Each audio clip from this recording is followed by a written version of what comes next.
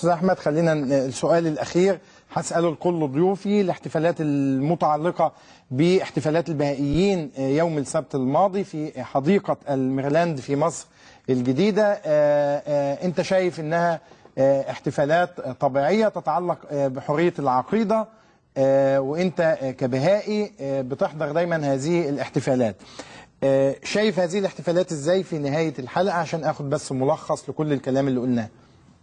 الاحتفالات دي هي زي ما تقول يوم في السنة بيفضوا نفسيهم ليه البهائيين بالعافية، والله يا أستاذ وائل بالعافية كده.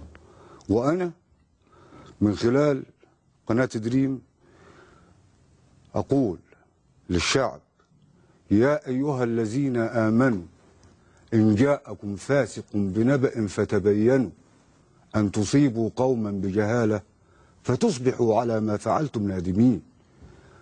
ما نقعدش طول السنين نجعجع.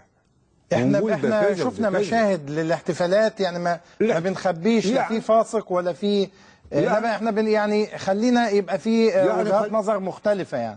يعني اديك شفت انت الاحتفال، شوية عيال بيلعبوا واخد بالك، امهاتهم جنبيهم واخد بالك، واداء عيد البهائيين من كل عام واخد بالك. وانا بأناشد المسلمين وجميع المجتمع المصري وأقول له: يا أيها الذين آمنوا إن جاءكم فاسق بنبأ فتبينوا أن تصيبوا قوما بجهالة.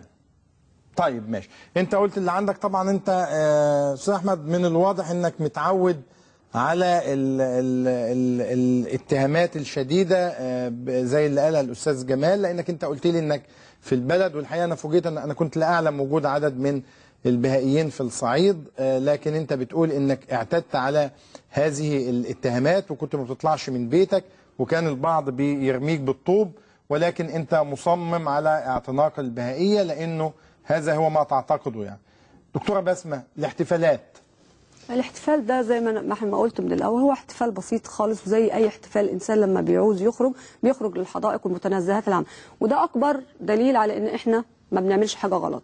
الغلط زي ما هو بيقول ان يبقى في تنظيم سري ويبقى مستخبي، احنا ما بنستخباش. يعني كونكم تطلعوا في حدائق عامه العلنيه دي معناها ان انتم بتقولوا بوضوح احنا ما بنستخباش، ما بنعملش حاجه غلط شيئا في الخفاء، ولا لنا اجنده سياسيه، ولا احنا طالبين اي حاجه. احنا طالبينه نترك ان نعيش في سلام ويسيبونا نخدم بلدنا، لان ده المفروض ان احنا كلنا كمصريين بنحب بلدنا، المفروض نخدم بلدنا، ودي دعوه مشتركه لكل المصريين. طيب. احنا نحط بدل دعاوى التكفير والحزبه اللي بنضيع وقت فيها ونزعل بعض مننا فيها، نحط ايدينا في ايدين بعض، نحل مشاكل المجتمع اللي الدول العالم خلاص نسيت الحاجات دي وبدات تشوف ايه المصلحه طيب. فيها عشان ترتقي. استاذ جمال، اليس من الافضل ان يحتفلوا في حديقه عامه في منطقه كبيره مثل مصر الجديده، ولا يروحوا يقعدوا في صحراء في الظلام وتسمح تولع لي ويعملوا حاجات في الخفاء، او يعملوا هذه الاحتفالات في الخفاء؟ استاذ وائل، الاحتفال ده زي ما قلت لك في البدايه ده بيحاولوا ايجاد صفه الشرعيه. هم بيروجوا للفكر المنحرف الشاذ. دول ناس مرتدين عن الدين الاسلامي، وللاسف شديد بيردد ايات قرانيه وهو مرتد. الرسول عليه الصلاه والسلام قال: من بدل دينه فاقتلوه.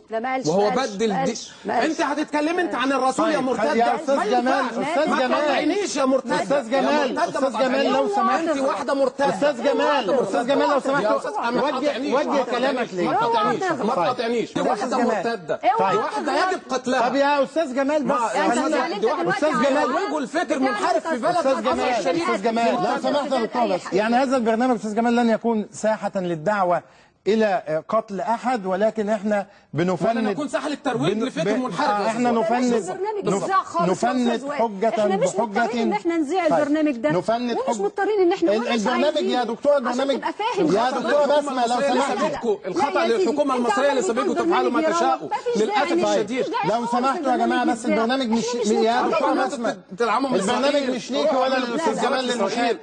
احنا ولا بنعمل ده ولا بنعمل. لو سمحت يا دكتور، انتوا صهاينه. لو سمحت، ده في اعتقادك زي ما هو يا دكتور لو سمحت، عايز انهي الحلقه بس. من فضلك تصريح بالقتل ده لازم يتذاع.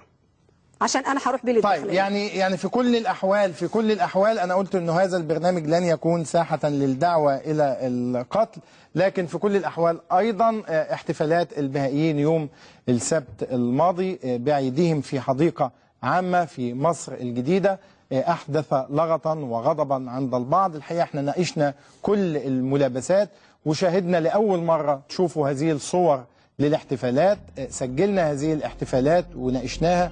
نلقاكم الأسبوع المقبل في نفس الموعد إن شاء الله.